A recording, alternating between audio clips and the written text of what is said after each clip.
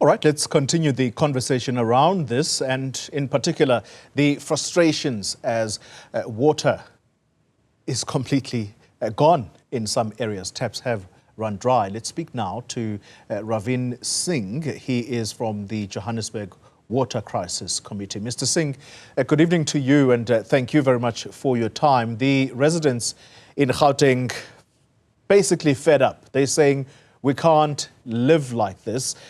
Are you getting any joy from the authorities as to what the update is about water that has been gone for at least a week in some areas?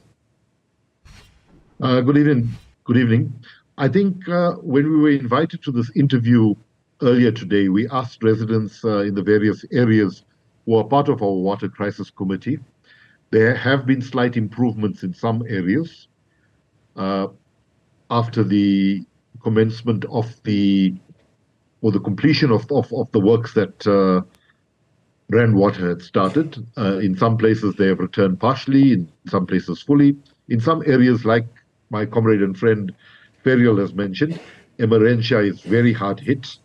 But the problem in Emerentia, the problems in Kensington, has been there long before this maintenance program, and we've been living with it for over a year now. In the run-up to elections, we said we are not going to intensify our program of protests. We will wait for the elections to be over. We will allow the new administration to say to us, what are the plans to fix this? And we will now start considering heightening our action. We are very clear that this problem that we face is not going to disappear overnight, right? The work that Rand Water was doing is very important in terms of maintaining the system, right? But it's not a long-term fix. We live in a province that is water scarce. We live in a city that's water scarce. We are going to have ongoing water problems. Now, when you have a city that does not communicate properly with its citizens, when they don't fix leaks on time, you are not going to get citizens that are cooperating with the city to address the issue of overconsumption. So there's no transparent communication. There's very little community involvement, and they have not been responsive in terms of dealing with leaks and other things. We must say that to some extent, communication has improved. For the past 2 weeks, I'm working at a hotel because I have students with me. You know, we've been getting up-to-date information on the work that Rand Water was undertaking. And even when we did not have water in the hotel was able to make alternative arrangements. Our students or our participants were able to understand what the challenges were, and they were able to cope with that. However, when you don't communicate, it deepens this trust deficit, especially for people like ourselves who have an ongoing problem, especially in the Kensington, Bez Valley, Emerentia, and other areas of Johannesburg. Our problem is an ongoing one. Can I quickly ask you this question? We don't believe that the leak... Sorry? Can I quickly ask you this question, and I'm sorry to interrupt you. When you say that specific areas like Emerentia, Kensington, there has been a specific issue of water, and it precedes the current maintenance work. What are these specific challenges? Are you able to spell that out for us? Okay, so for example, the Alexander Reservoir, I can speak about that because my area is supplied by that. For a long while, they shut the reservoirs off at night so that they can build pressure or ensure that the reservoir is full, and they open it the next day so that we have some supply during the day. But we are working people. Many people in my area are working people. So should we change the way we work? Should we work at night so that we park during the day and take care of all our family activities that require water? It doesn't work for us. It's not working for us.